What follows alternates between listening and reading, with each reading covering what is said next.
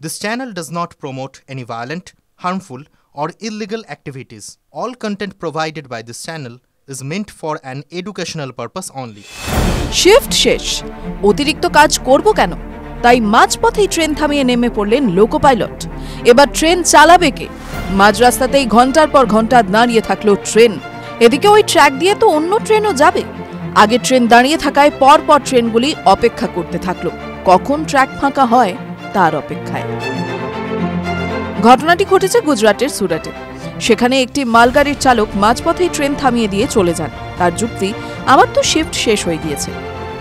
এদিকে মালগাড়ি দাঁড়িয়ে থাকায় যাত্রীবাহী ট্রেন চলাচলও ব্যাহত হয়। শেষে রেলের তরফে বিকল্প লোকো পাইলটের ব্যবস্থা করা হয়। তিনি এসে ট্রেন চালালে ট্রেনের জ্যাম কাটেন। জানা গিয়েছে প্রায় 2.5 ঘন্টা ট্র্যাকে দাঁড়িয়েছিল মালগাড়িটি। চালক স্টেশনে এসেও জানাননি যে তিনি মাঝপথে ট্রেন দাঁড় করিয়ে এসেছেন। কাউকে কিছু না জানিয়েই তিনি ট্রেন থামিয়ে নেমে পড়েন। এদিকে মালগাড়ি দাঁড়িয়ে থাকায় পরপর ট্রেনগুলি লেট হতে থাকে। চরম বিপাকে পড়েন যাত্রীরা।